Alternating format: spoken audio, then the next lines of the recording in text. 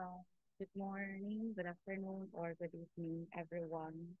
I decided to record this lecture, though naka-start na ako nito sa isang section, but we'll just finish this coverage and then I will also give video lectures about the first bacteria that we're going to have na for midterms kasi nakulang na talaga tayo sa time.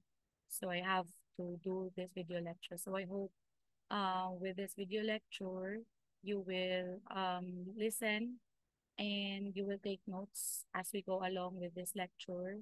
And then because all of these are important and will come out in your exam.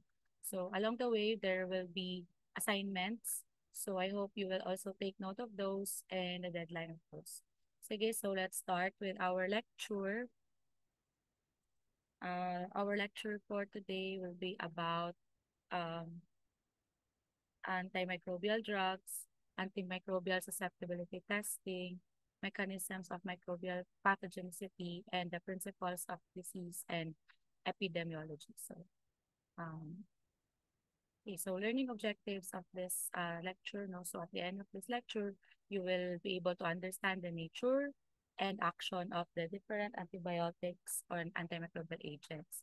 And then you will be able to explain the concepts behind the antimicrobial susceptibility testing that we usually do, no, after the identification of our bacteria. Then differentiate the types of antimicrobial susceptibility testing and discuss the advantages and disadvantages of each method of the sensitivity test.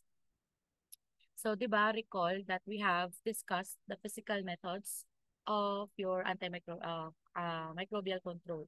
So, we have the heat, no? Under heat, we have your moist and dry heat. Then, low temperature, filtration, desiccation, osmotic pressure, and radiation. And then when we come to our chemical methods, we have selective and non-selective. Non-selective, yung lahat ng i-discuss natin, like the phenols, phenolics, halogens, ano pa yun, heavy metals. So all of those that were discussed under the chemical methods were non-selective. So when we say non-selective, wala sila gipili na bacteria na ilang patayon. Okay, so meaning they can kill all types of microorganisms. Okay, punta na substance siya. That's non-selective. Okay, di ba, ang alcohol, wala man siya gipili. Di ba, all bacteria, viruses, and fungi, they can kill all of those.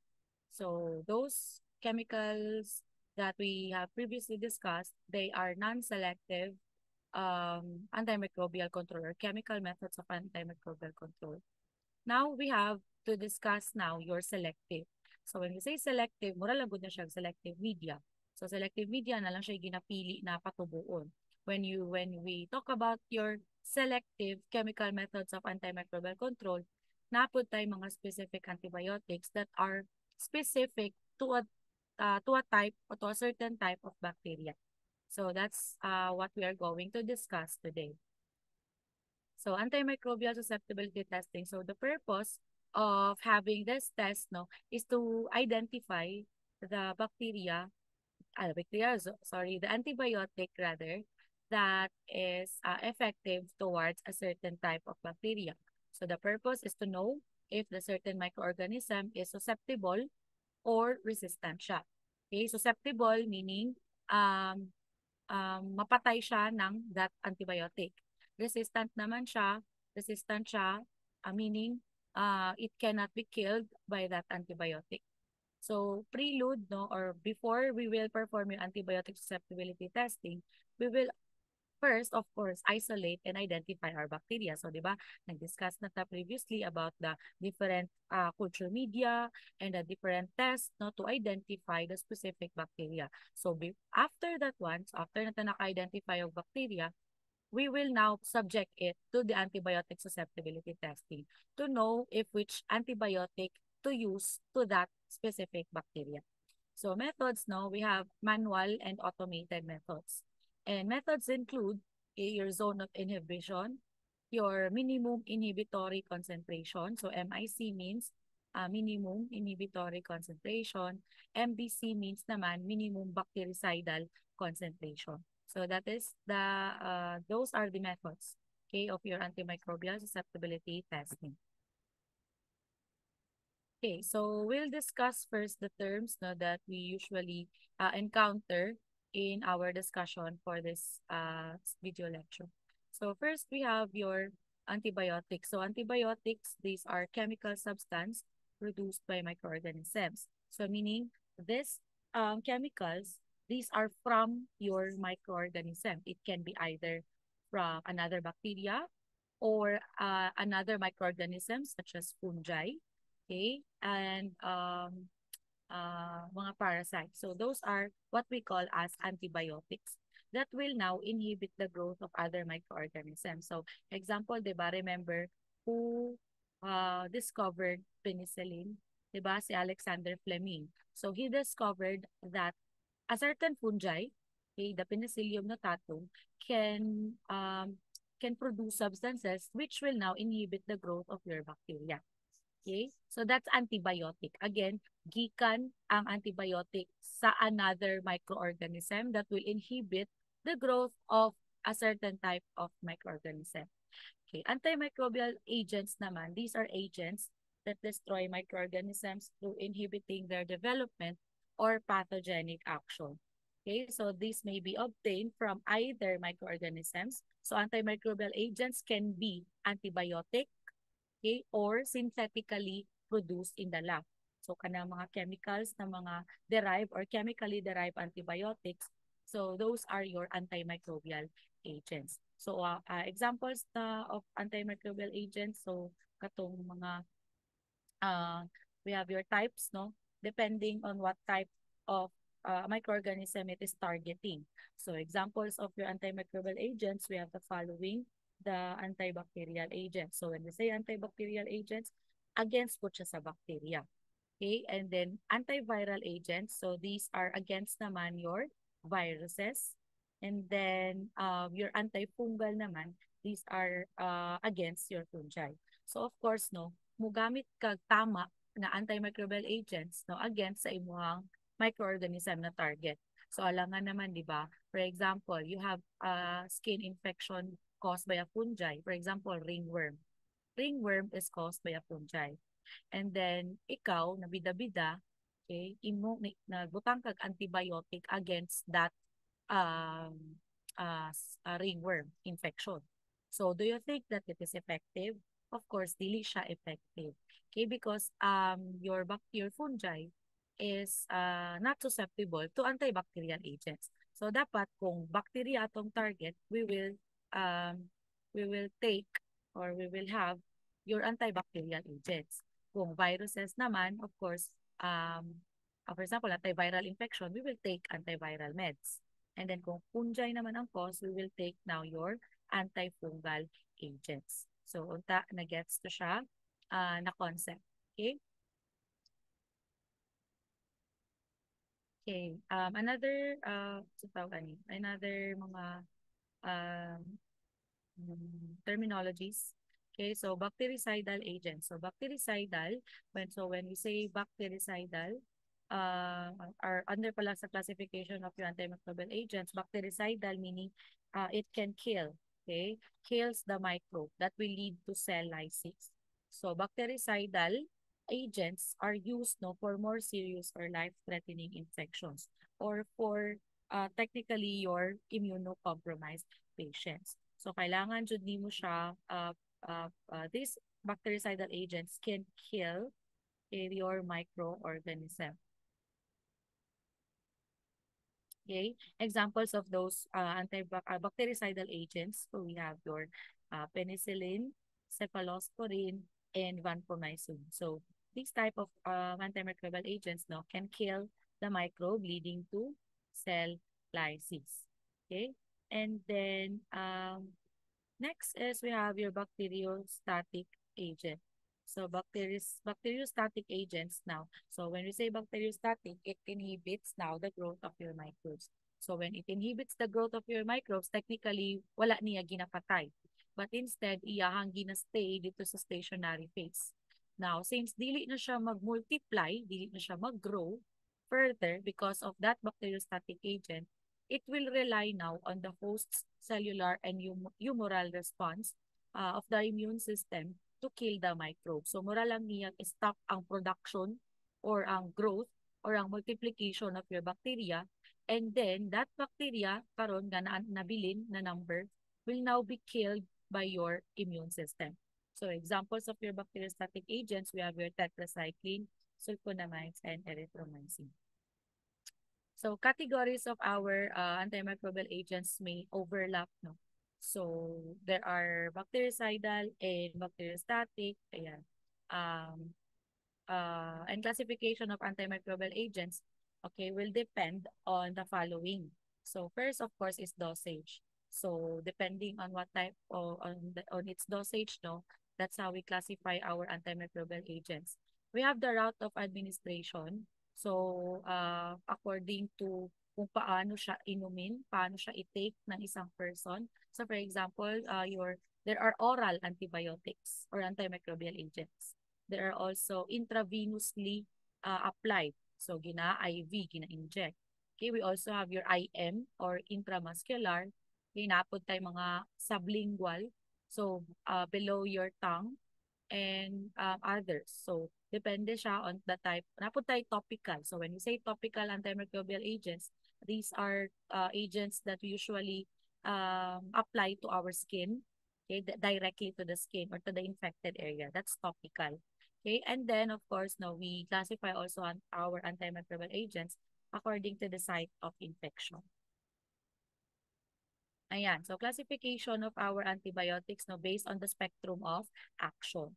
So we have the narrow spectrum antibiotics, and we also have your broad spectrum antibiotics. So now, the difference between the two is that narrow spectrum, so the name speaks for itself. Narrow spectrum antibiotics, limited lang ang iyang mapatay na bacteria. Meaning nga lang siya certain type of bacteria na mapatay. So example of that is your penicillin G. Your penicillin G now is effective only against gram-positive bacteria. So when you take penicillin against gram-negative, of course, it will not be as effective, no, as it is to the gram-positive bacteria. Now, when we say broad spectrum antibiotic, so broad spectrum. So, meaning, daghan siya na type of bacteria na pwede niya patyon. So, it acts against both gram-pos and gram-neg bacteria. Example of that, broad spectrum antibiotic is your tetracycline. So, the disadvantage naman of your broad spectrum antibiotics is that since it is broad spectrum, all types of bacteria iyang kaya patyon, it can inhibit or destroy our normal flora.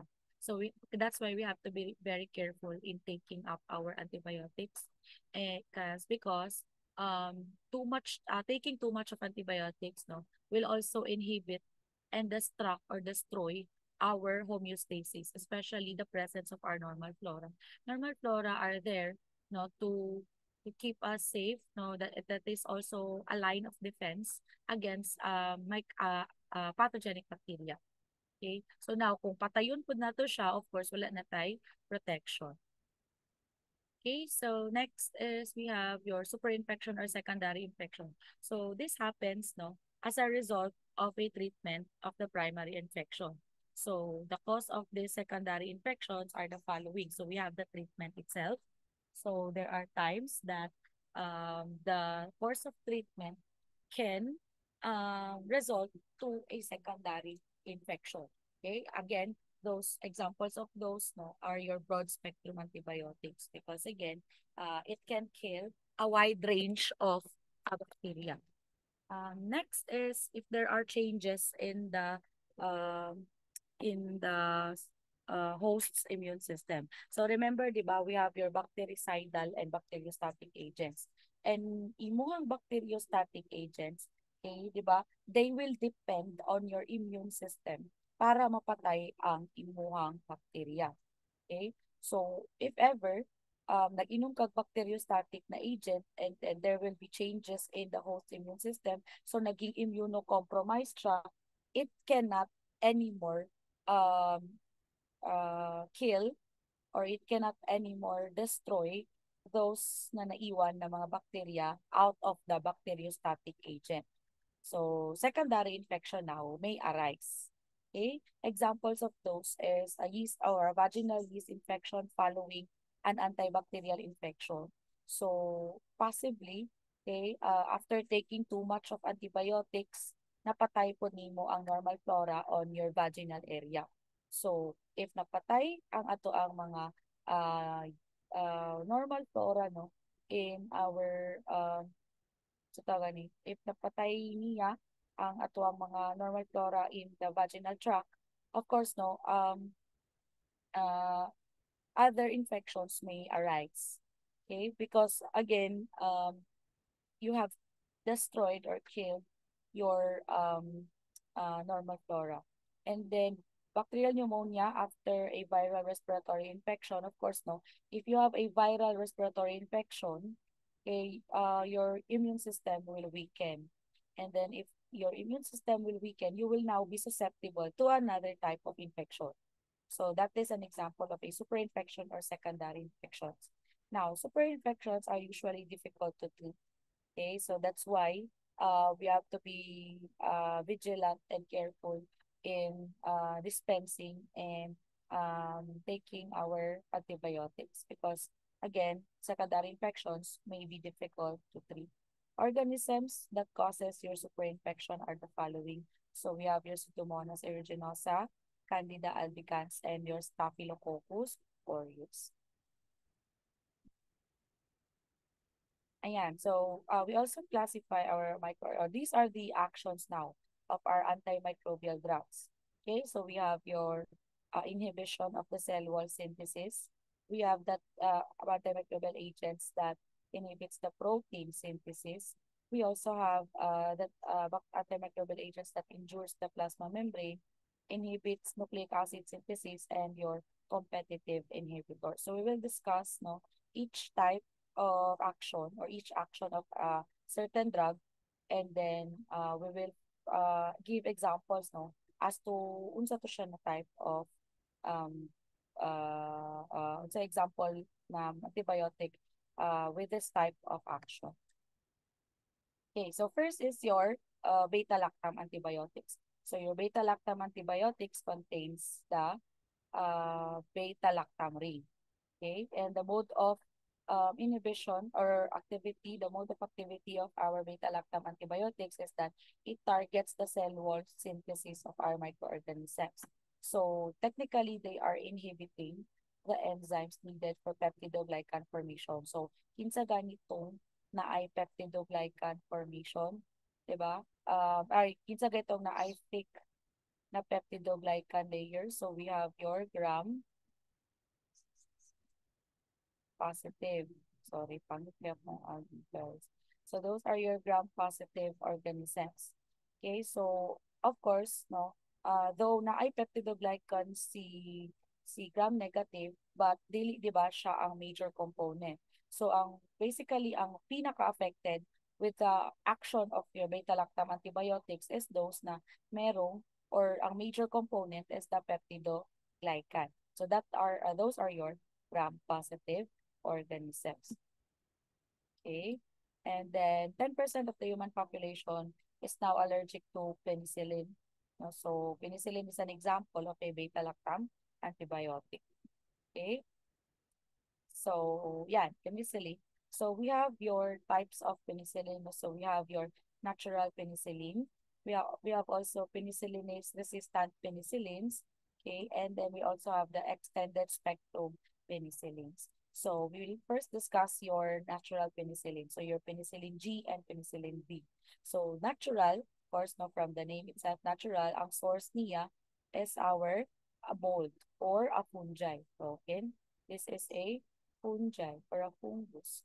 Your Penicillium notatum is a fungi or a fungus that is able to produce penicillin. Penicillin again is chemically derived or chemical derived from your fungi that can inhibit or the cell wall synthesis of our bacteria. So the spectrum of your penicillin is the gram positive other than your staphylococcus. So we have the Streptococcus, okay, other than man daw. So other than, so except, okay. So a major indication of our penicillin G and penicillin V is the Streptococcus na infection or the infections caused by Streptococcus and a Streptococcus infection. Uh, with natural penicillin, no, most Staphylococcus are now resistant.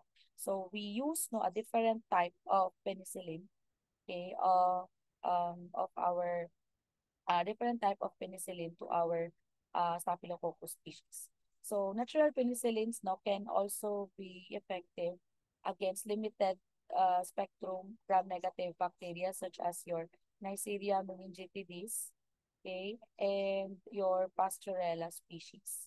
And then beta-lactamase na negative anaerobes, okay, so meaning beta-lactamase, wala silang beta-lactamase enzyme.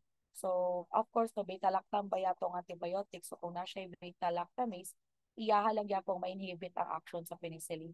So, those bacteria na walay beta-lactamase can be effective or not penicillin can be effective against them.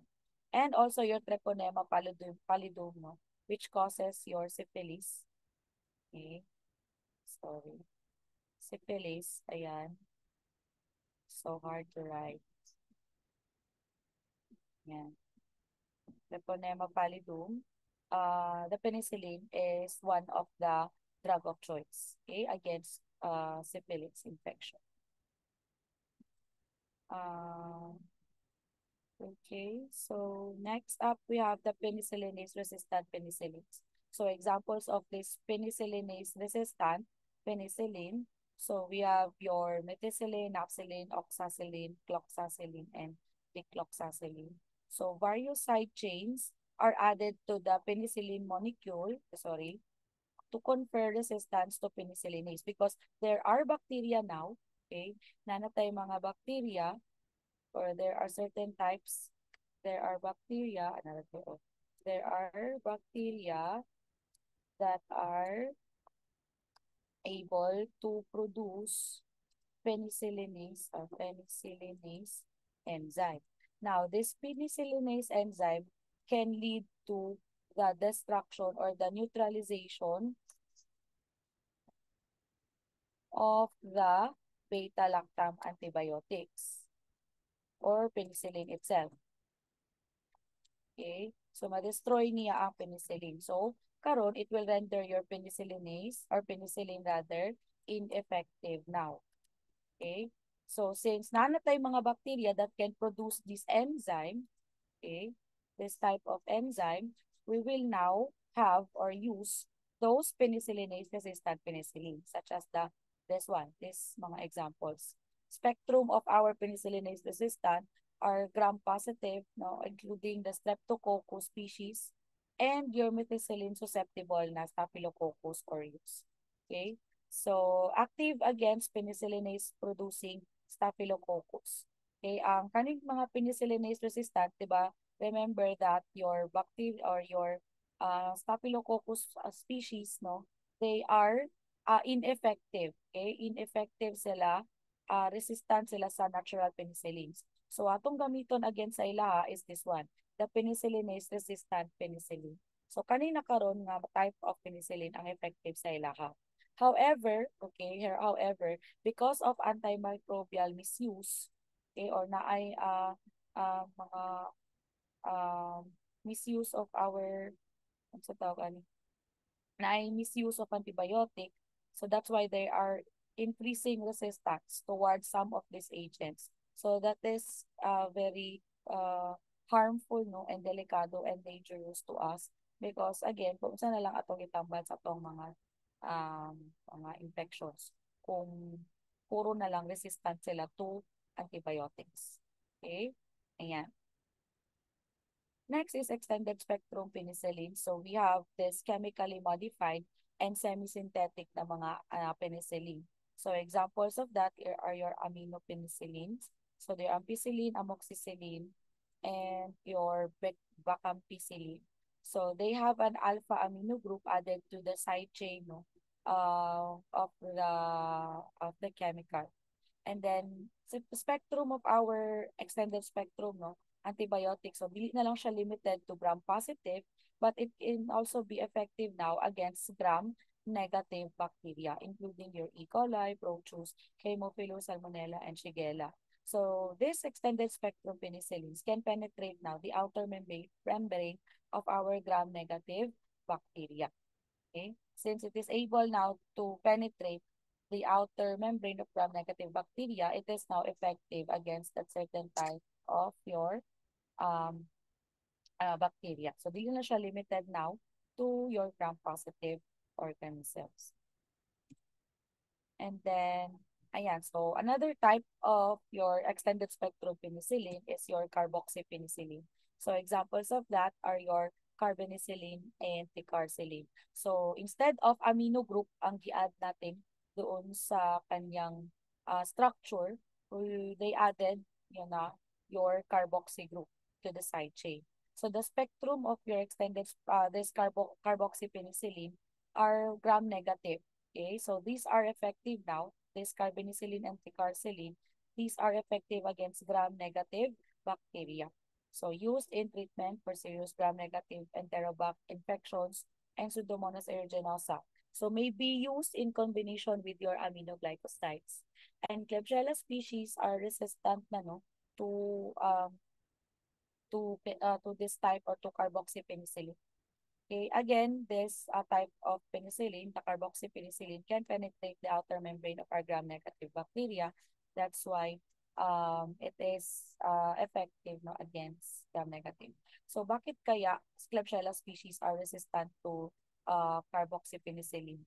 Remember that your Klebsiella species contains capsule.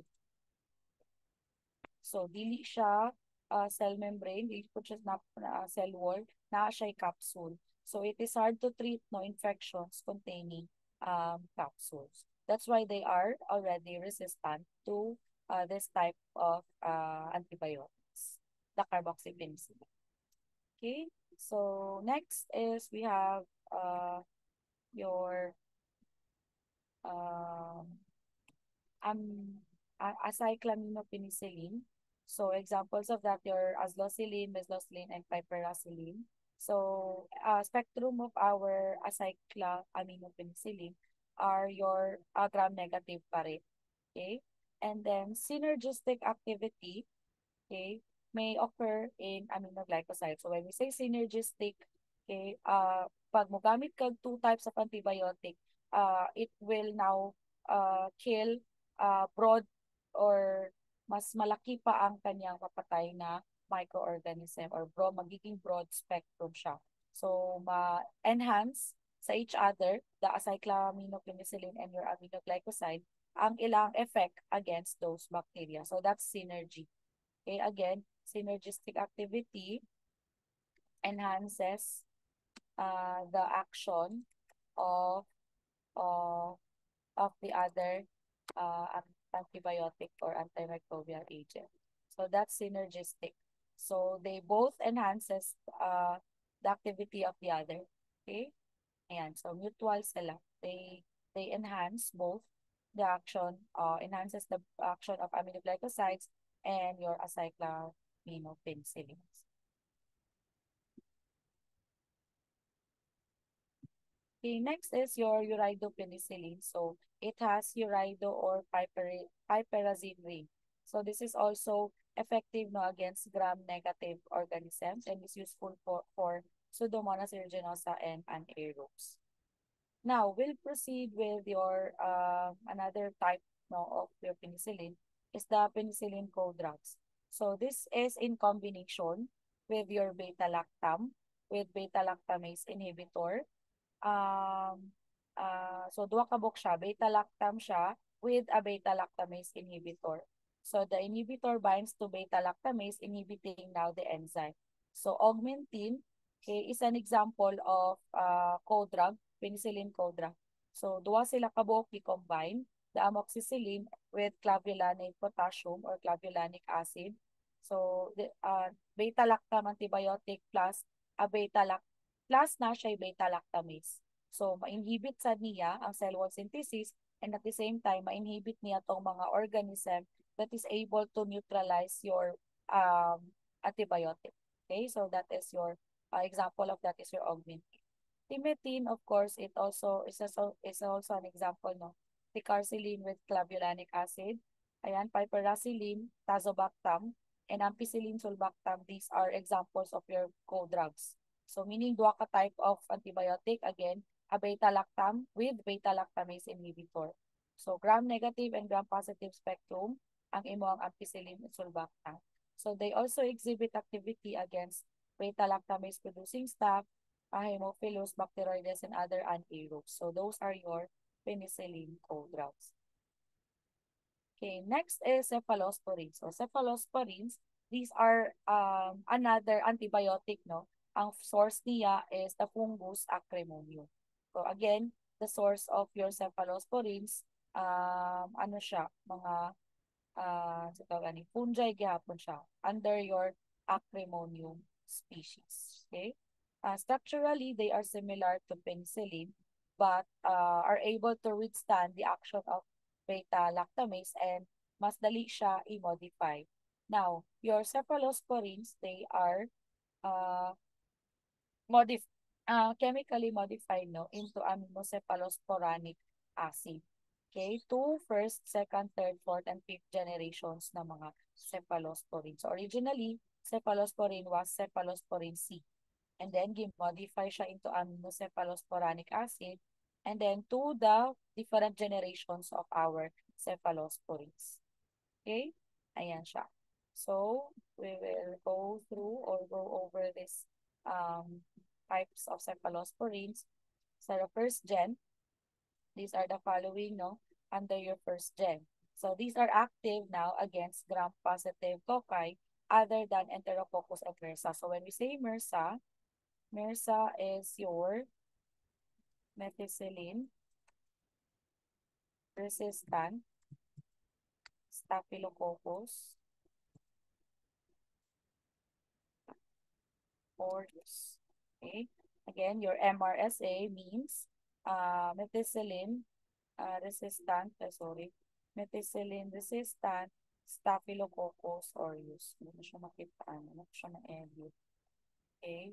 So, methicillin resistant Staphylococcus aureus. And then it is also active against enteric bacteria. And then, however, no, the first gen antibiotics, first gen cephalosporins rather, may be inactivated by the presence of beta-lactamase. Okay, next is second generation antibiotics. So these are the following examples of the second generation antibiotics. So I want you to at least memorize or familiarize those antibiotics under first, second, third, fourth, and fifth generation antibiotics. So spectrum of our second gen, slightly more effective against first gen cephalosporins against your Enterobac. Okay, and other gram-negative, sorry, this is gram. Okay, gram-negative bacteria. But again, these are less effective, no, against Staphylococcus. And your second gen, since slightly effective na siya or more active than the first gen, more resistant na ang second gen to beta-lactamase na mga bacteria. Okay, so we are able now to uh, to to to kill, no, those bacteria that can produce beta-lactamase enzyme. Okay, so next is the third generation. So these are examples of your third generation antibiotics. So Spectrumia greatly increased activity against gram-neg. However, it is less effective now against gram-positive cocci when compared to the other cephalosporins. So this is useful, no? Third-gen antibiotics are usually used in nosocomial infection. So when we say nosocomial infection, these are infections na makuha natin. Okay, dili na siya makuha sa nose ha. So, nosocomial infection.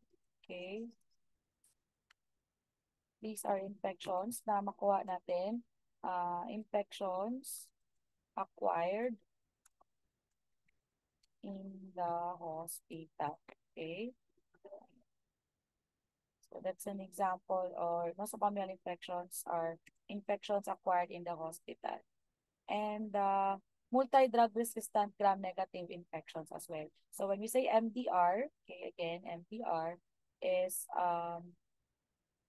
multi-drug resistant gram-negative.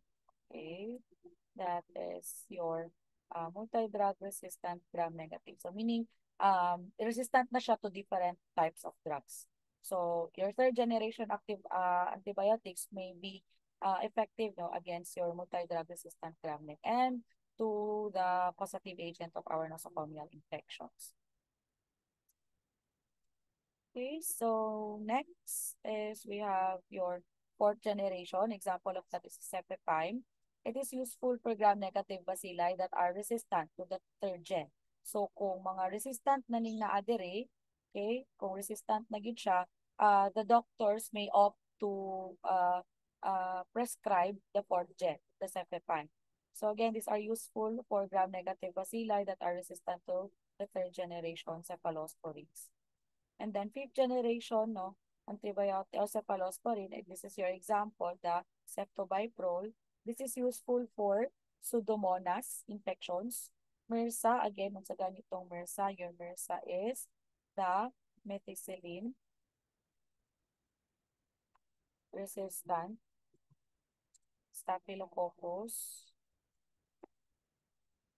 aureus. Okay?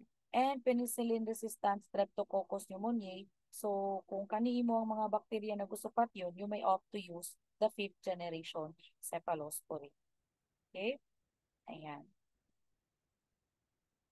Okay, next is we have your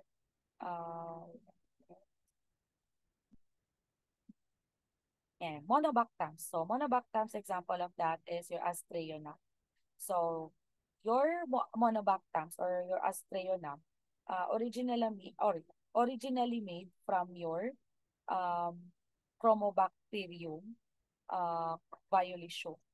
Okay, Chromobacterium violicium is a bacteria, okay, from bacteria. Another type of bacteria that can produce no, your Astreonam. So your this bacteria now can produces these monobactams that is effective against certain type of microorganisms. Now, no, your monobactams, your Astreonam, can now be synthetically produced. So spectrum of your monobactams, we have your Pseudomonas aeruginosa and other gram-negative bacteria. And it is noted no, that your monobactams are not really effective against gram-positive bacteria and anaerobic bacteria. Okay, so those are your Astreonam or monobactams. Yes, sir.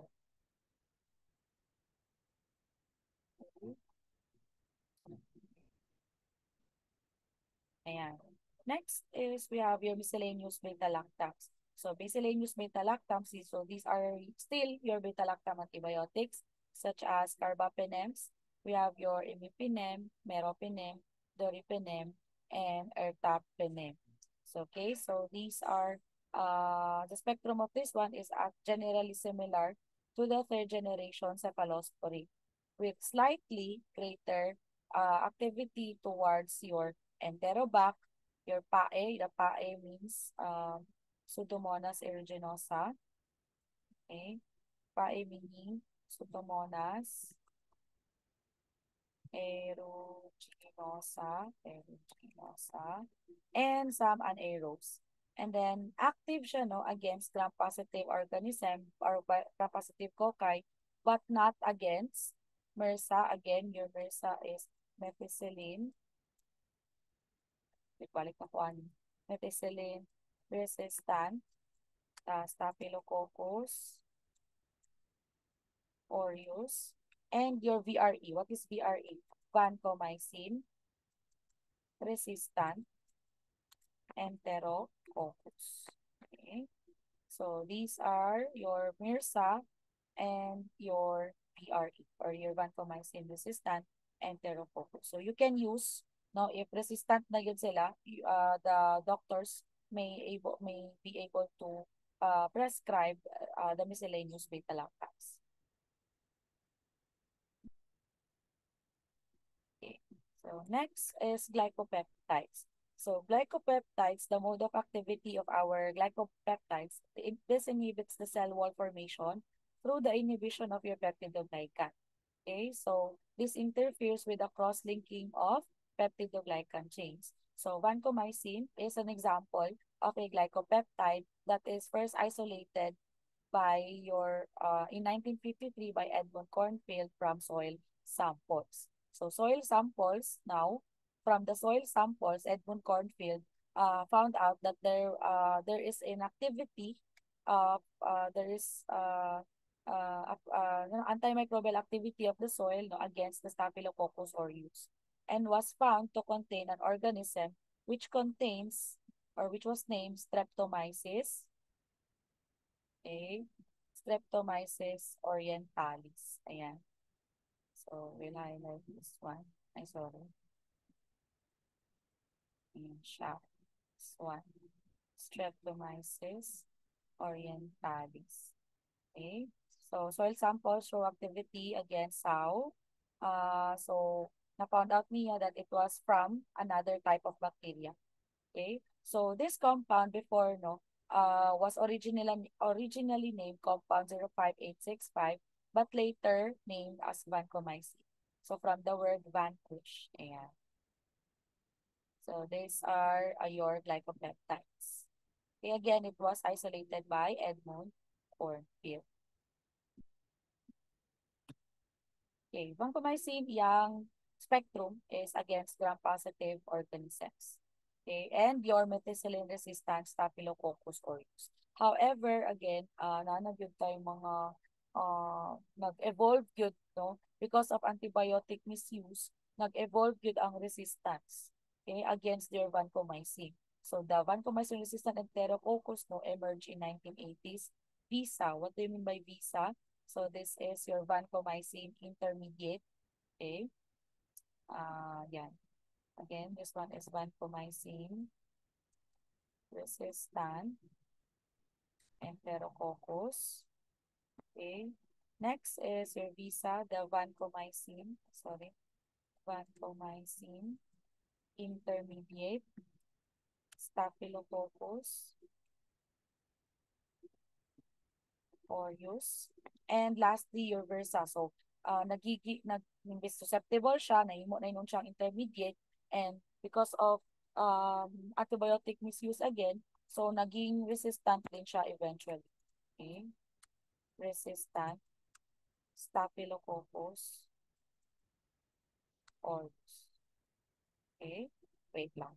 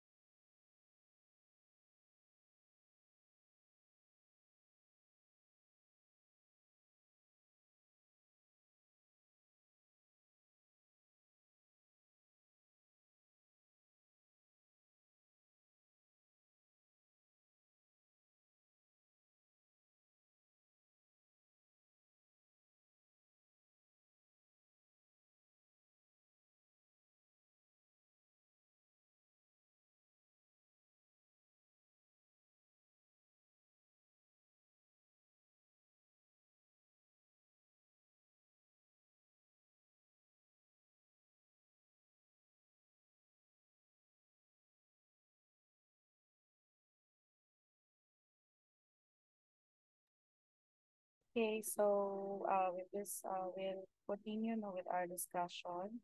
So after your vancomycin or your sa tawagan sila, these are your miscellaneous beta lactam and the glycopeptides. So we have vancomycin. Now we'll discuss now the antibiotics that alters the bacterial cell membrane. Okay, so this binds to other surface of cell membrane and alter phospholipids, which damage and disrupt cell membrane, causing increased permeability and leakage. So it will lead to plasmolysis.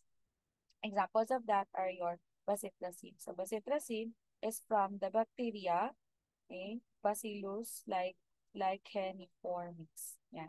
So indications of our bacitracin, topical agent. So meaning gina-apply siya directly to the skin, mucous membranes, infections, cuts. Okay? Too toxic siya for internal use. That's why it is just used topically. And then primarily it is against your gram-positive organisms. Okay, another type of your another type of my antibiotic that inhibits the cell wall or the cell membrane is your polymyxin and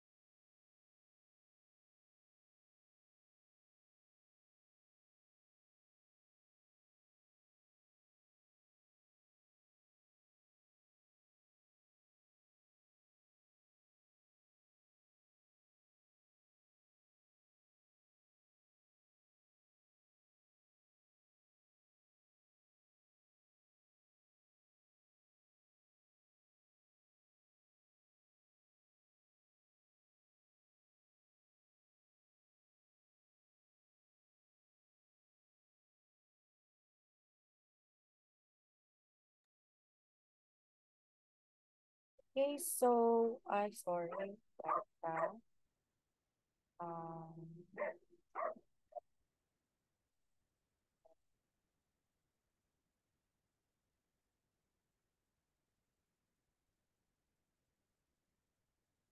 yeah.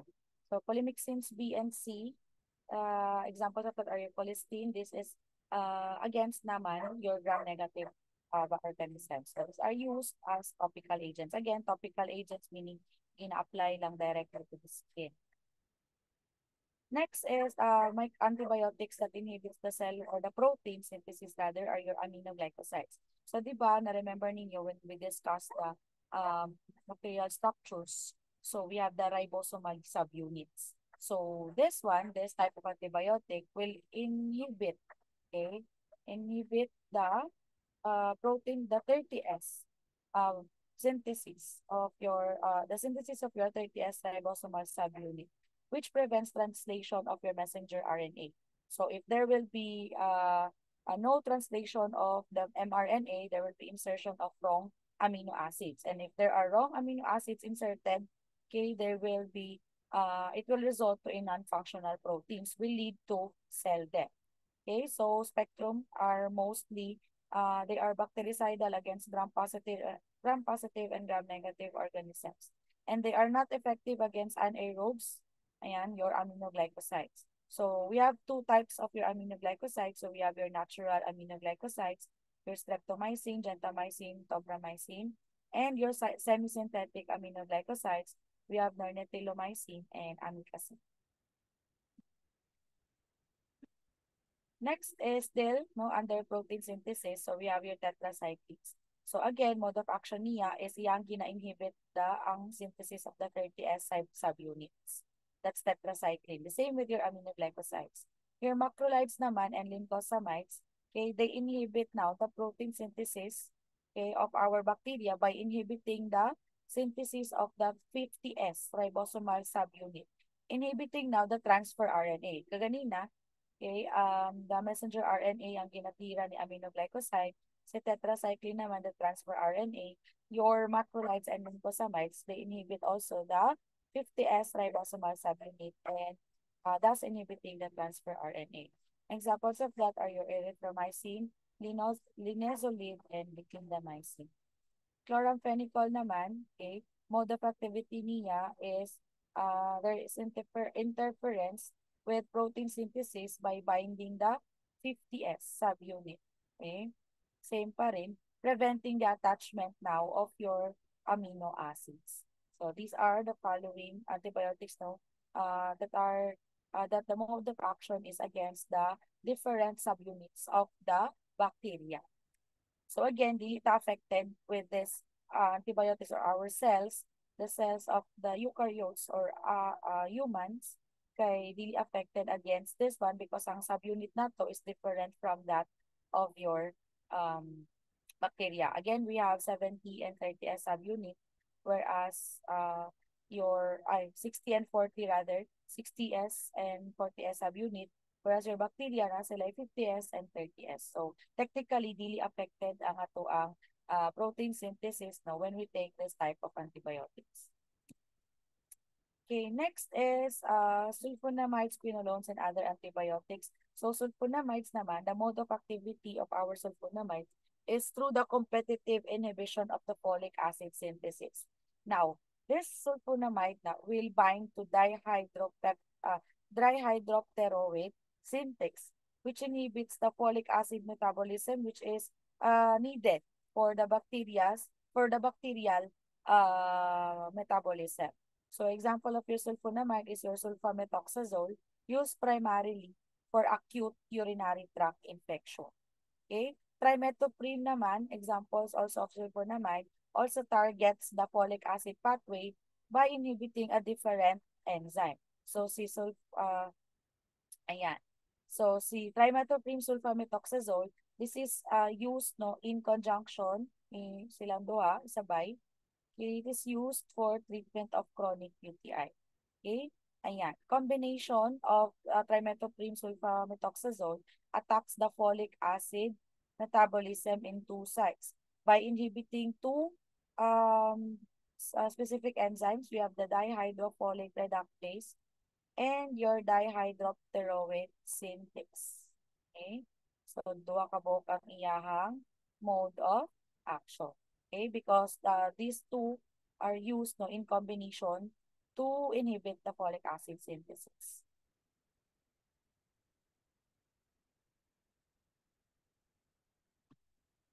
Ayan. So, this is the pathway no, of your pathway of our folic acid. So, the dihydropteroate diphosphate and the PABA, the pana-aminobenzoic acid, by the action of dihydropteroate synthetase, it will result to dihydropteroic acid.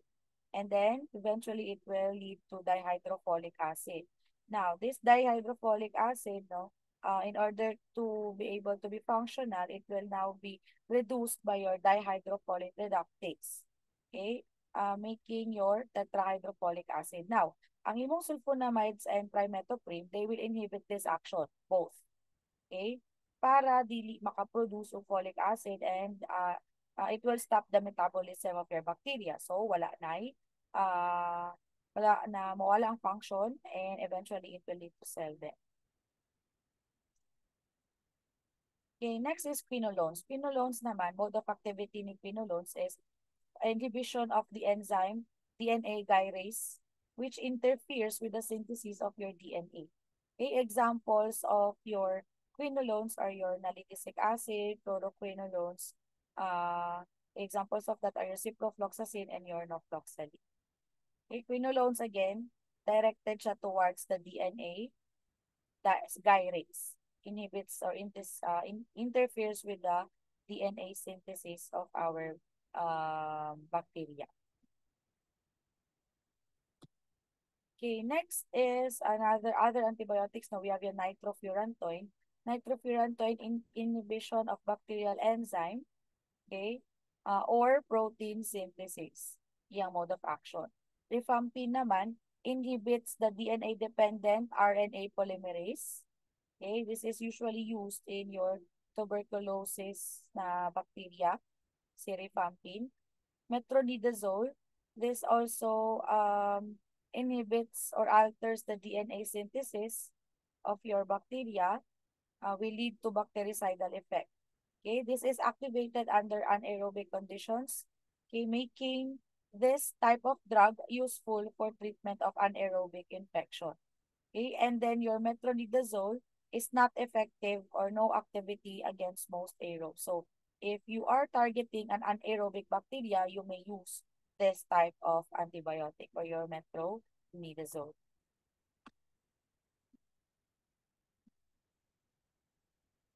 Okay, antimicrobacterial agents or antimicrobacterial agents. So multiple drugs, okay, in treatment of our tuberculosis or antimicrobial or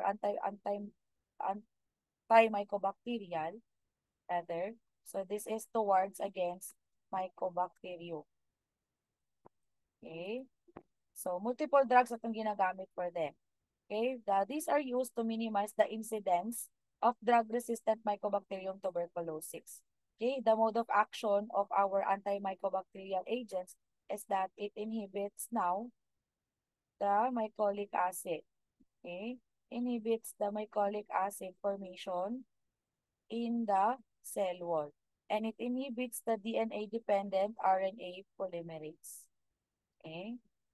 Inhibits the DNA-dependent RNA polymerase. So these are your antimicrobacterial agents. Remember that the mycolic acid, okay, in the cell wall of your mycobacterium, pneumonia siya ang major component. Okay, nasulat na lang na. Component of the mycobacterium cell wall. Okay? So that is your antimicrobacterium na drugs.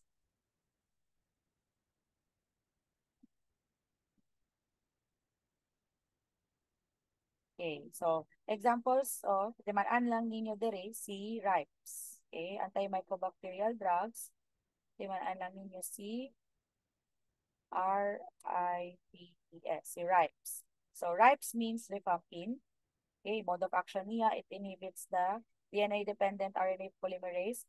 Isoniazid interferes with the formation of mycolic acid. Pyrazinamide, antibactericidal.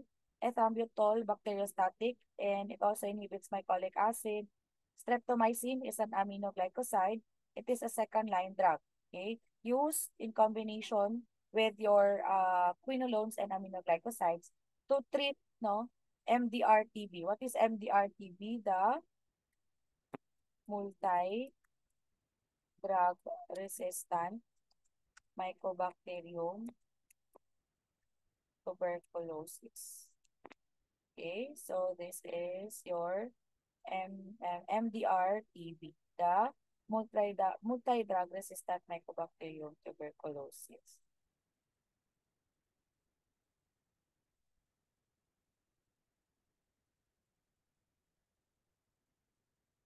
Okay, so now we'll proceed. Or next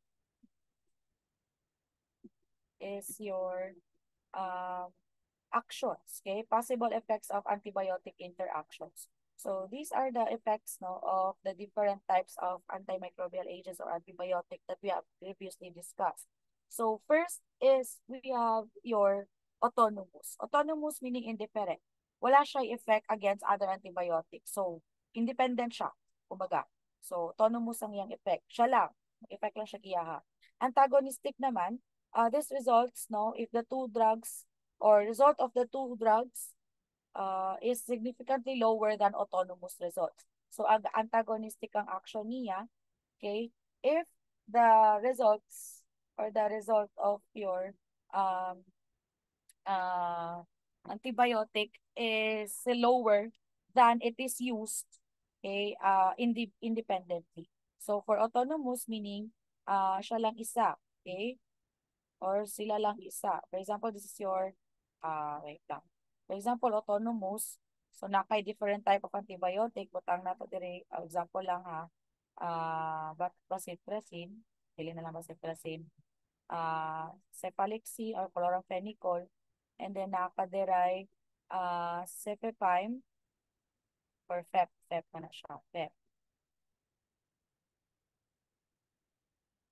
Okay.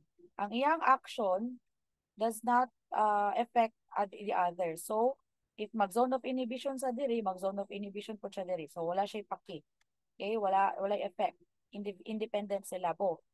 Okay? Whereas your antagonistic naman, kung ang duha ka drug imong gisagol, and then ang ilang na inong activity is lower, okay, ilang zone of inhibition is lower than that of the independent sila. So, kung mas dako siya independently, than rather than use sabay, that is antagonistic. Okay?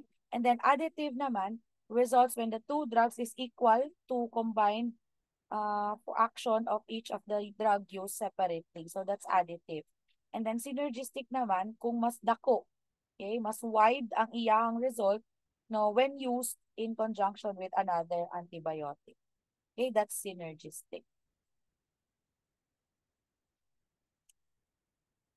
Then, reasons for use of multi-therapy. So,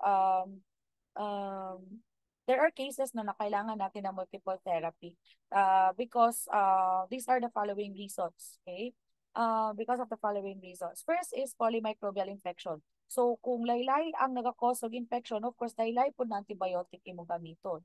So, that is the reason why kailangan siya ng multiple therapy. So, kasi because different antimicrobial or different na bacteria have different antimicrobial profile. So kung duha ka buok type of antibiotic ang imuha, ang naa sa imuha or infected ka with two types of antibiotic, of course lahi-lahi po na antibiotic imong gamiton. Okay, that's one reason. Next reason is that to achieve more rapid bactericidal activity, okay, for initial therapy. And that no single agent actually is lethal. That's why we need to use two different types of antibiotic, no, to promote synergism or synergistic activity. Because synergistic activity again, pag duha ka antibiotic ang gigamit, tas mo dako siya, mas greater ang iyang effect compared to it being used na individually. And then decrease toxicity and it minimizes the risk of resistance organism emerging during therapy. So that is the reason why we use multiple therapies. Ayan, so this is an example of a synergistic activity in combination of the two drugs. So kung makita ninyo, this one is aztreonam, this one is amoxicillin with clavulanic acid. When used no against a certain type of bacteria, mas dako na karon ilang zone of inhibition. So meaning synergistic ilang activity, mas dako ang ilahang mapatay na bacteria when used together. That's synergistic. Okay, that's synergistic. Okay, now we'll discuss your antimicrobial sensitivity testing or the AST or the antibiotic susceptibility testing. The principle of this one is that it measures the ability of an antibiotic or other antimicrobial agent to inhibit the growth or bacterial growth in vitro. Para makita nato kung unsa ang certain type of bacteria that is effective against that type of bacteria.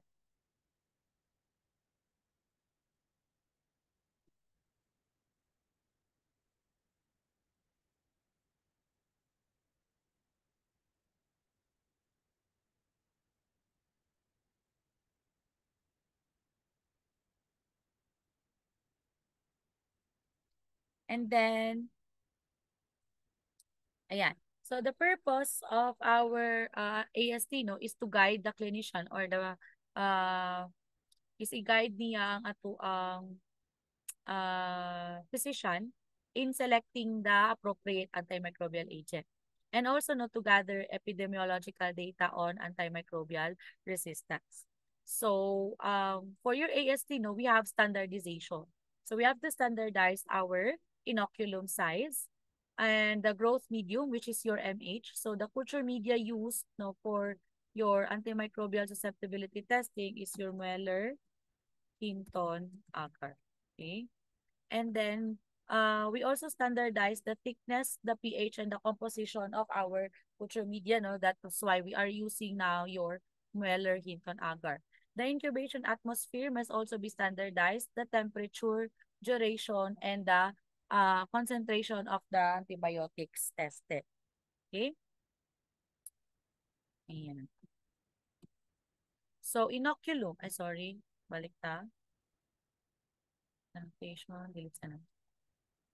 So, for the inoculum preparation, no, the bacteria must be pure.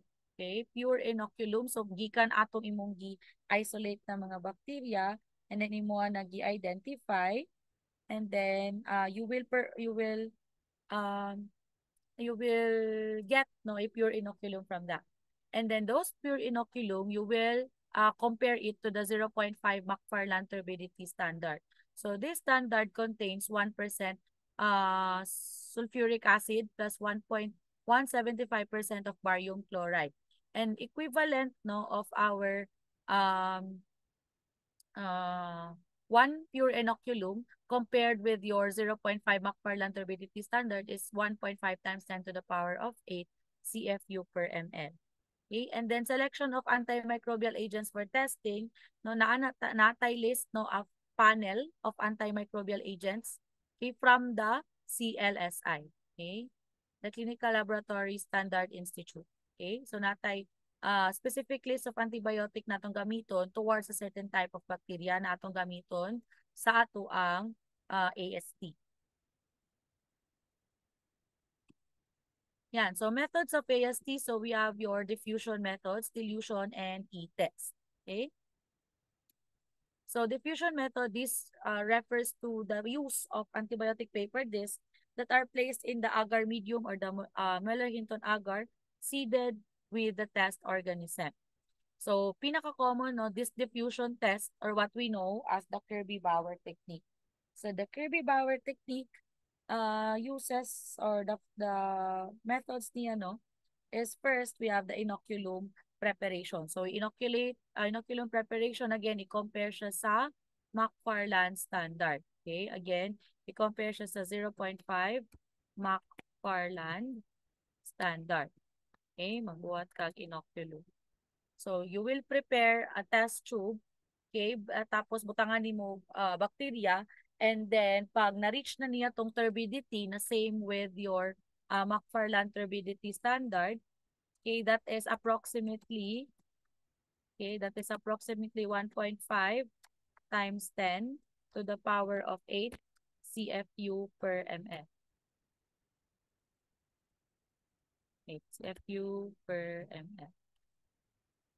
Ayan siya. So, i-compare again ang inoculum with the McFarland standard. And then, inoculation of agar plates ensure that it is even and complete ang distribution. And then, afterwards, after 5 minutes, you will apply the disc to the agar surface and then incubate ang plate in the inverted position, and then you will read now the interpretation of results.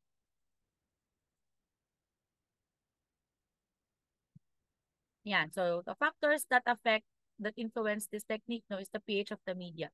So, the pH of the media must be 7.2 to 7.4. Okay? And lang dapat ang iyang range. Thickness of the agar, okay, that should be 4 millimeters. So, in a 10 mm plate, okay, that is approximately 25 to 30 ml, 4 disc lang ang pwede. Okay? Katong standard na gigamit nato sa lab, that is 100 mm plate. So, approximately na siya 25 to 30 ml. Again, 4 lang ka-disc ang pwede. Kung 150 mm plate naman siya, that is approximately 60 to 70 ml, pwede ta makabutang og as much as 9 discs.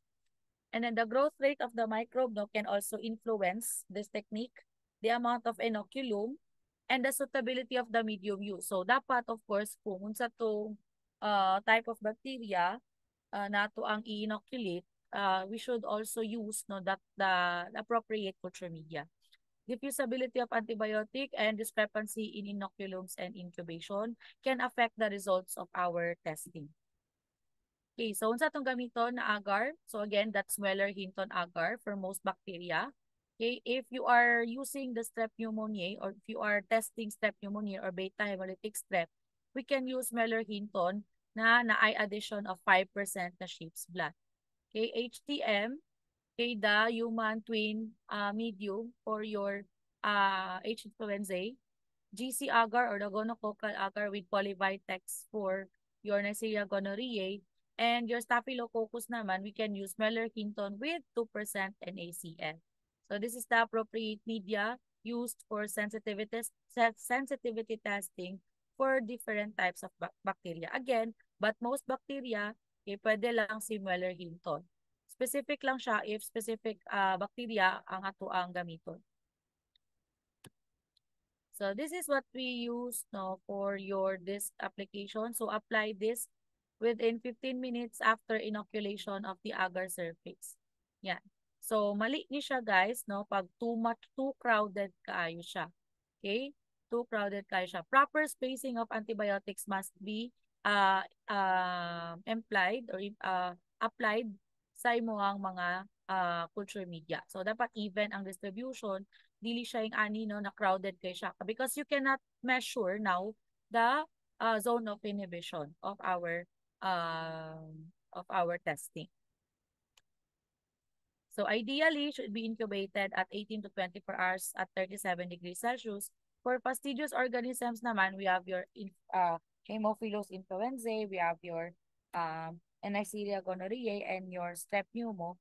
We will incubate it at with CO2. Kung saan gani pag-add, ay asa na to ibutang kung na ay CO2. That is, you will incubate it inside the candle jar. Okay, inside the candle jar. If you are to incubate it in increased CO2 concentration.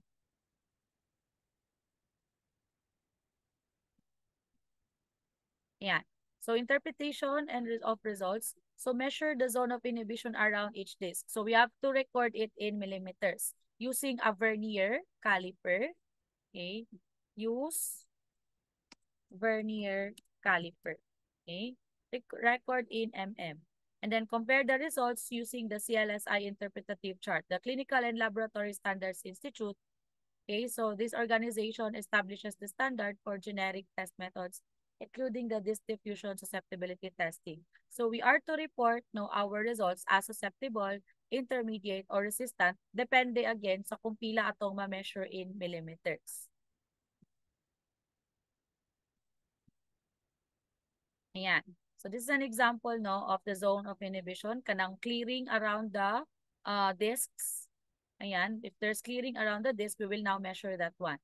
So we will again interpret it as sensitive or susceptible, intermediate, or resistant. Ayan. So 1 microgram, okay? So depende sa zone diameter. Diameter meaning, ingani ang pag-measure sa iya from this end to this end. Okay, across. Dili lang one side but all sides. So from here to here, yan ang kanyang pag-measure using the vernier caliper. So depende sa measurement no kung for example nabutang siya og 9 millimeter ang measurement nimo, that is interpreted as resistant. Pero kung within 11 to 12 millimeter, that is intermediate, susceptible naman siya if greater than 13 mm. Okay? Advantages of our disk diffusion, okay, is that it is convenient and user-friendly.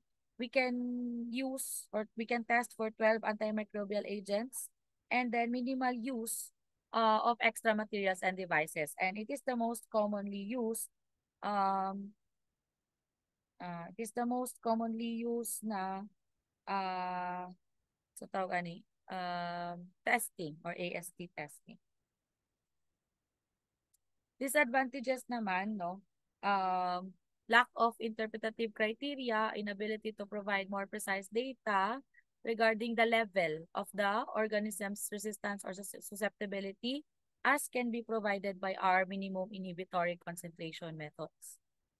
Okay, now, after sa diffusion methods, now we have dilution methods. So dilution methods, we have two. We have the broth dilution and the agar dilution. So broth dilution determines the MIC. So unsay meaning gani sa MIC? We have the okay, we have the minimum inhibitory concentration. Okay? That's minimum inhibitory concentration. Your MBC naman, it stands for minimum, sorry, bactericidal, bactericidal concentration. Yan, concentration. So MIC meaning minimum, the lowest concentration that inhibits the growth of your bacteria. And then MBC naman, minimum, lowest antimicrobial concentration that will kill your bacteria. Okay? Agar dilution naman, this uses uniformly diluted antibiotics that are incorporated in your Mueller-Hinton agar.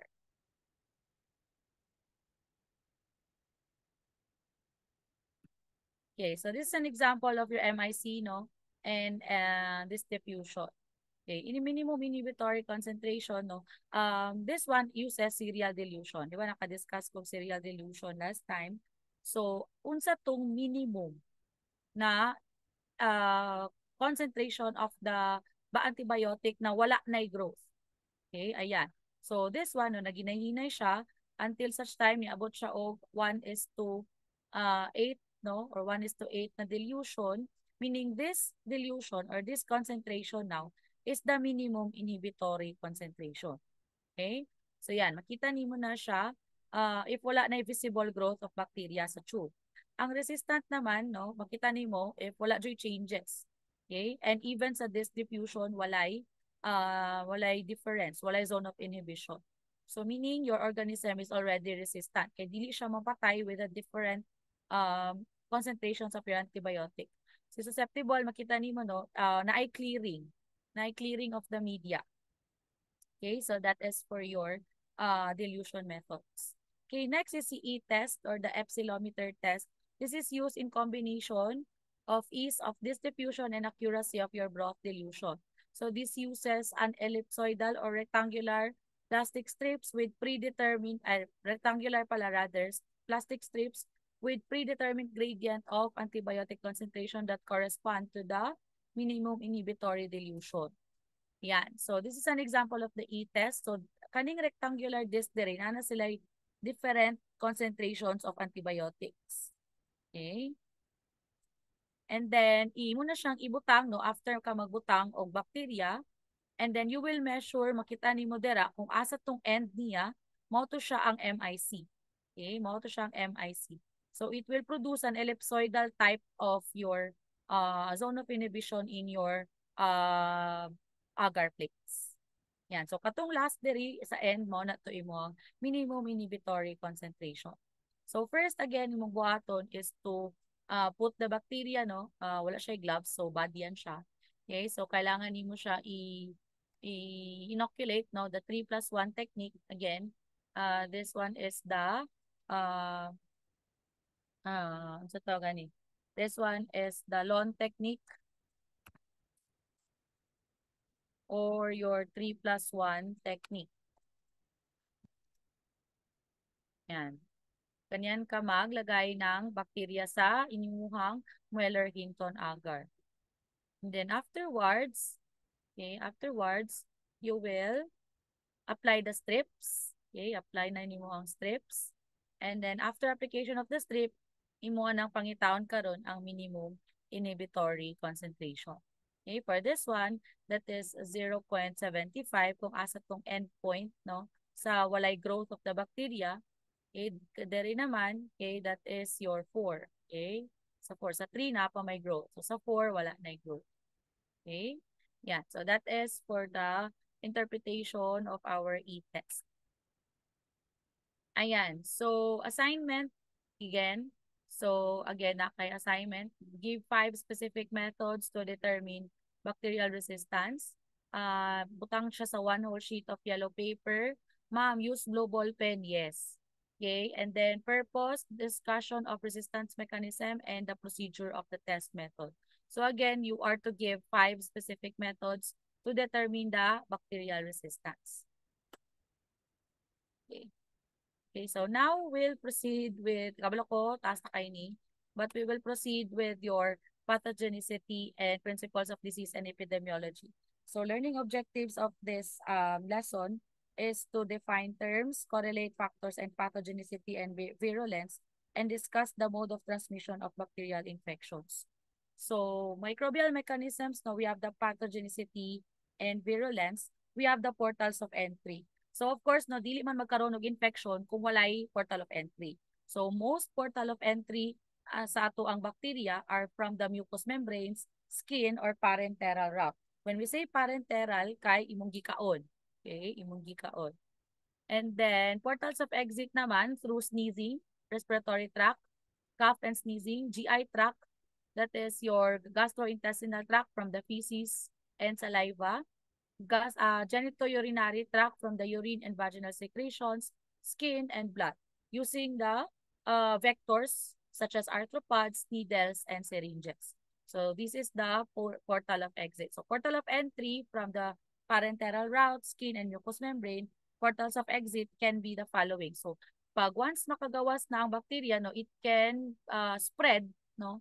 It can be spread through this portals of exit. Okay? Through coughing, the feces, urine, ganyan. And then next is adhesion or adherence. So adhesins and ligands bind to the receptor of the host cells. So these are examples of your adhesins. So glycocalyx present in your Streptococcus mutans is one factor, no, that can cause disease to a host or to a susceptible host. Fimbriae naman, ang mode of adherence ni E. coli, M protein for your S. pyogenes, OPA protein for your Neisseria, and the tapered end of your Treponema pallidum can adhere or can help the bacteria adhere to the host cells.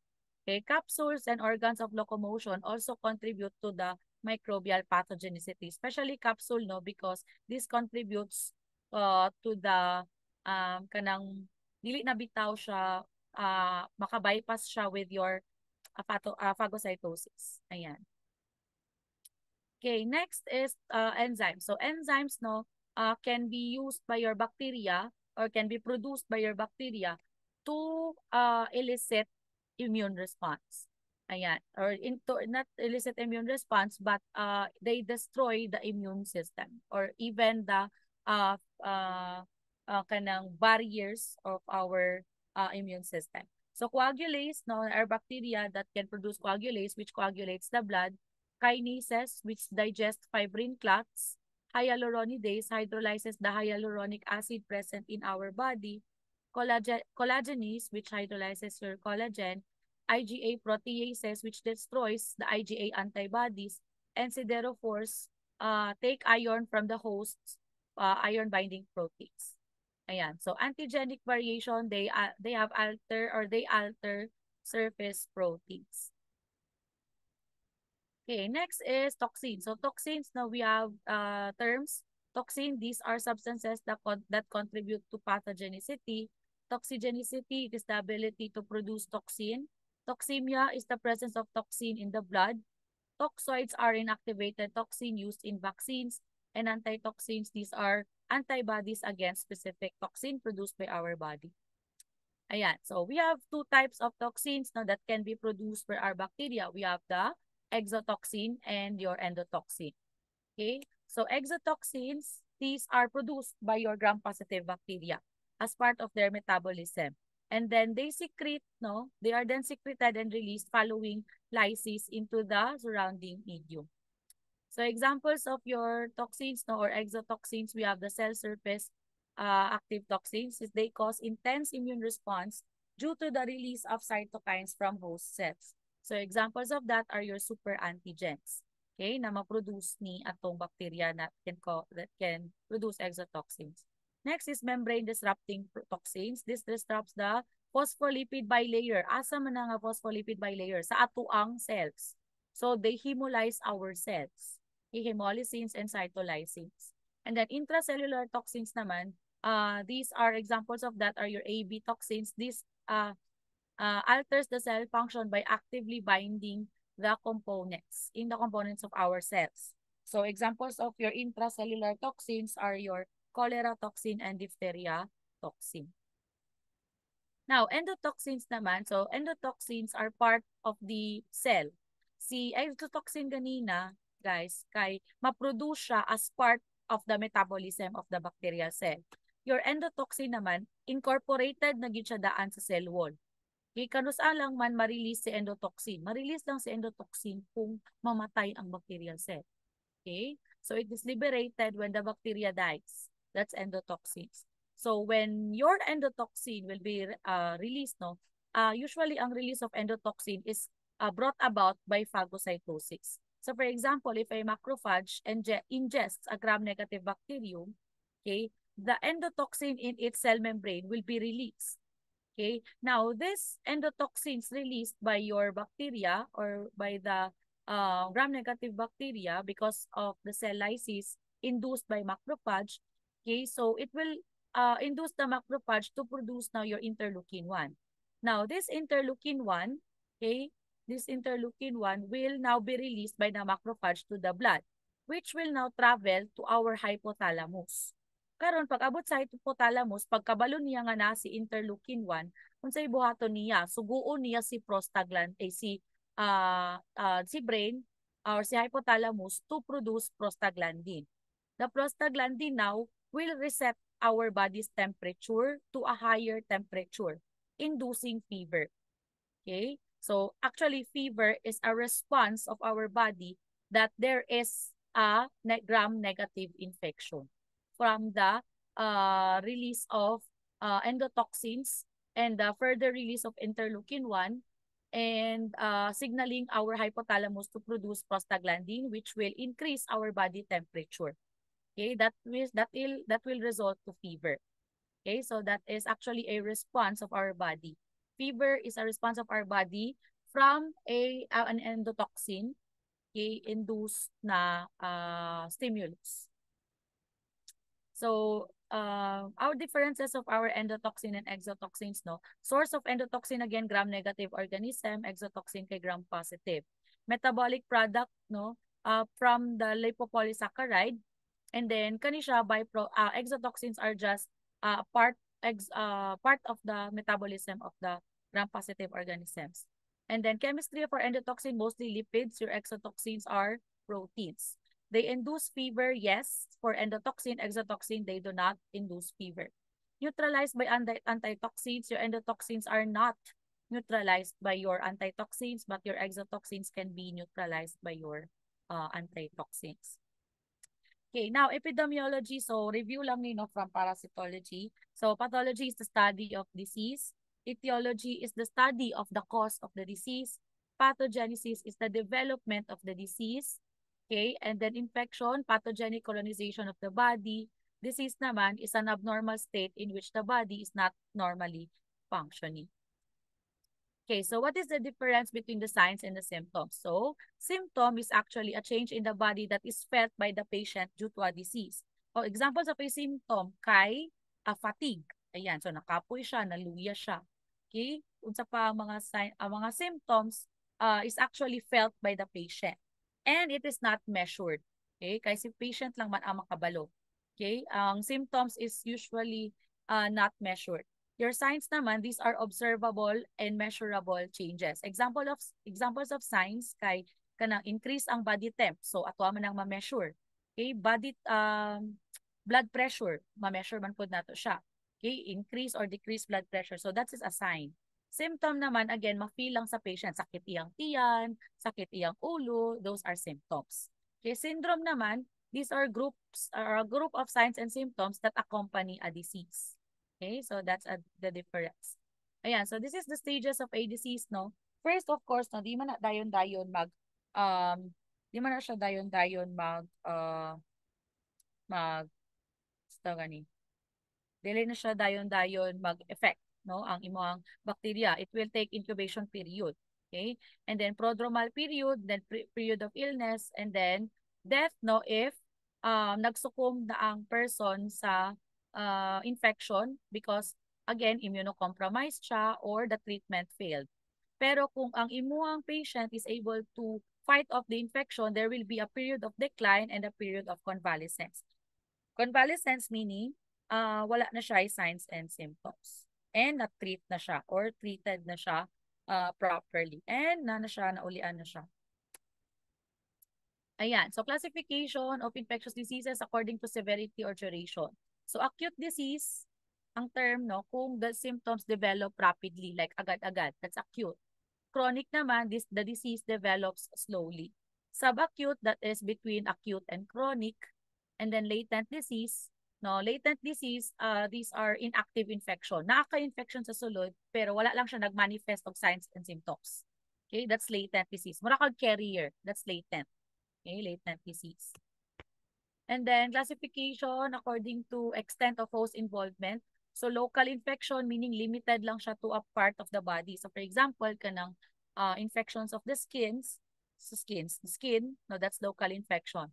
Systemic infection, kung infection is all throughout the body na siya. So example of that is kanang nag-fail na imuhang liver, nag-fail na imong kidney because of an infection, that's systemic. Okay, focal infection naman, this is a systemic infection that began as a local infection. So example of a focal infection is localized infection of the throat, no? And then naging systemic siya because the bacteria that is causing the throat infection nagsulod sa bloodstream going to the kidneys. And now the kidneys ang na-compromise. So that is a focal infection. Then bacteremia, bacteria in the blood, and then septicemia is growth of bacteria in the blood. Toxemia is the presence of toxin in the blood. A primary infection, it is the acute infection that caused the initial disease. Secondary infection naman, opportunistic infection after a primary infection. Okay, and then subclinical disease, no noticeable signs and symptoms or inapparent ang infection. Okay. So, continual sources of infection are or reservoirs are the following, no? Human, okay, can be reservoir for gonorrhea and especially females, no, for gonorrhea and your AIDS or your HIV. Humans can be reservoir. Animals naman, rabies virus, Lyme diseases can also be reservoir animals. And then non-living things or soil can serve as reservoir for botulism and tetanus infections or your bacteria. Okay, so these are continual sources of infections. Okay, now we have the transmission of disease. So how are diseases transmitted? So via direct or via contact. So we have direct, indirect, and droplets. Okay, so direct contact, of course, close association with the infected host. Indirect naman, spread by fomites. So for example, naghatching ka dira, okay, and then kanang naghatching ka sa panyo, and then kanang panyo gigamit sa another person. So that's indirect contact. And then droplets, no, via airborne droplets. Vehicle naman by inanimate objects. And then vectors, that those are spread of infection through arthropods such as fleas, ticks, and mosquitoes. So we have two types of vectors. Now we have your mechanical and biological vectors. Mechanical vectors, mura lang siya nagbitbit. Example, langaw. Okay, mechanical vector si langaw because it carries bacteria from one area to another. That's mechanical. Biological naman, no, the pathogen or the bacteria or the parasite reproduces inside the vector, inside the langaw or inside the lamok. Okay, that's biological vector. Mechanical, again, gibit-bit lang dyan niya, gi-carry lang niya from one area to another ang pathogen. But the biological, it reproduces inside the vector. So these are examples, no, of your spread of infection, no, through direct contact, droplets, indirect contact, and your vector-borne. Okay, now we'll discuss your normal microbiota. So your normal microbiota, these are the bacteria once classified as plants, but they discovered that these are bacteria. These are actually bacteria.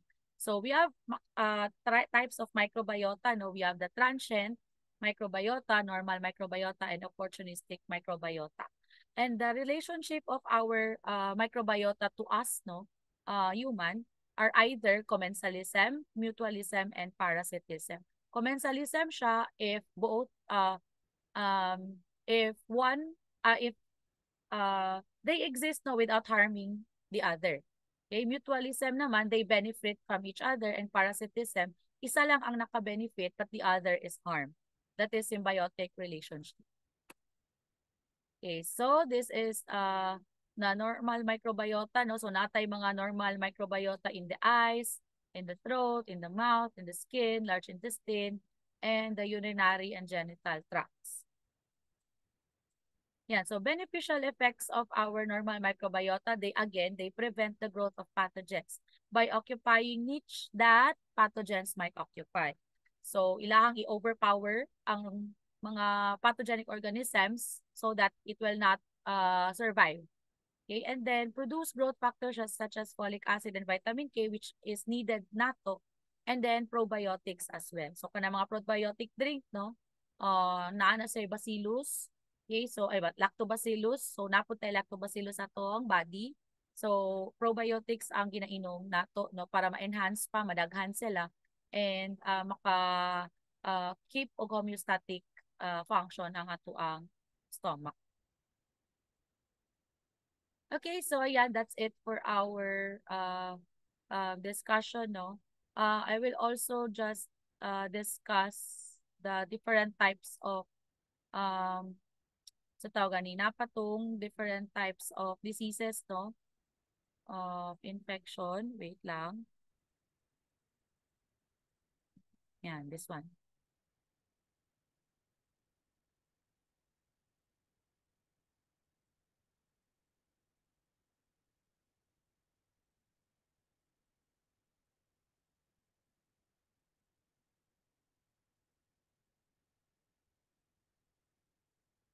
Yan, so I'm gonna share again. Now, question is, are all microbes communicable? Okay, so all microbes or communicable meaning can be transmitted from host to host. So this is usually from infectious diseases. Okay, contagious naman, these are communicable disease but are particularly easy to transmit. Example of a contagious na infection, no, kay katong COVID, that was highly contagious. Okay?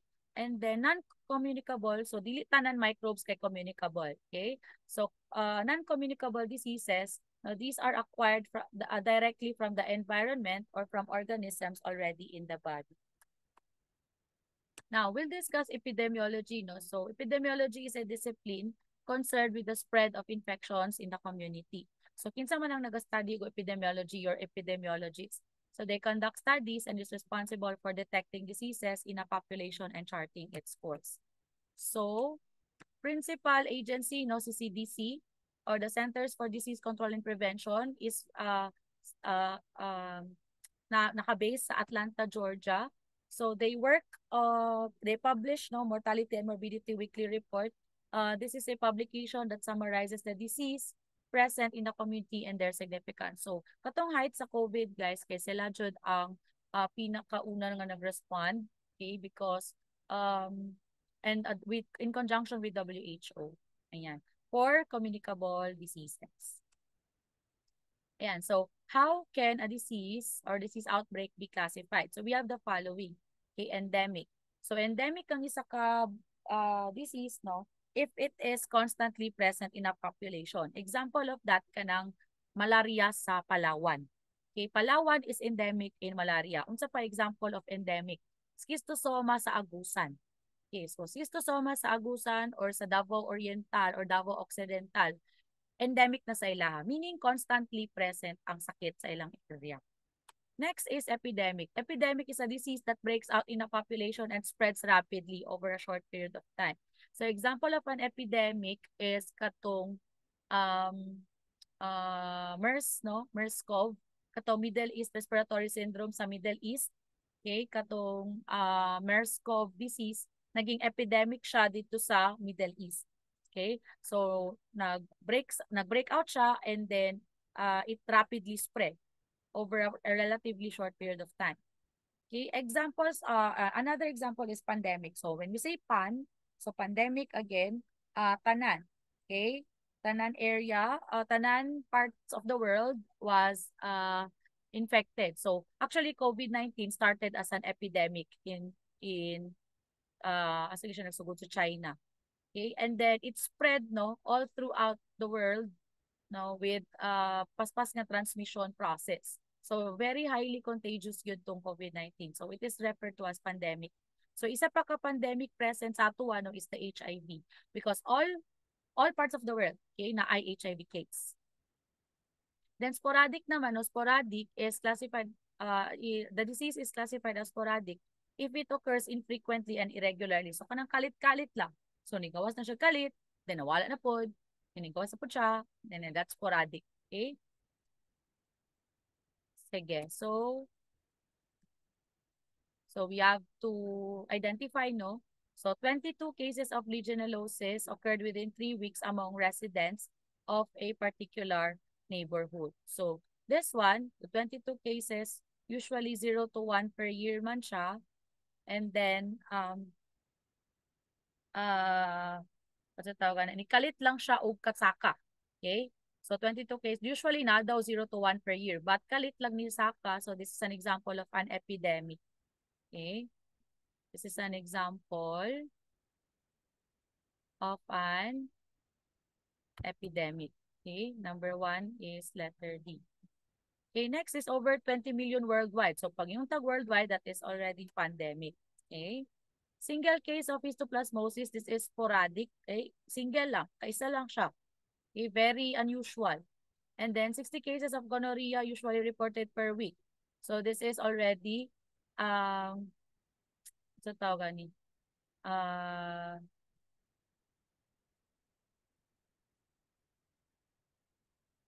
yeah, slightly less than there. So this is already endemic. Okay? Ayan, B. So, yan siya. So that's how we identify our different types of diseases. Okay, so, wait lang.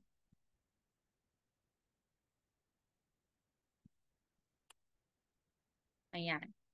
So, that is the epidemiology. Okay, so that's it. Yeah, are there microorganisms? So, katong normal flora. So, na-discuss na si normal flora ganina. Ayan. But again, sterile tissue, so blood, brain, muscle, and CSF are normally free of microorganisms. So, wala dapat siya bacteria. Ayan. So, this is our examples of your normal microbiota. Yung niyang advantages and disadvantages. So, disadvantage naman of your normal flora is that when individuals become immunocompromised, no, they can become opportunistic pathogens. And when they change their usual anatomic location, so examples of that kanang E. coli lagi nga nasa tiyan, tapos mabutang siya sa urinary tract, it will cause urinary tract infection. Okay? Yeah, so another assignment is that you tabulate different normal microbiota found in the different parts of the body. So, ibutang siya sa one long bond paper and be creative. Kayo na bahala.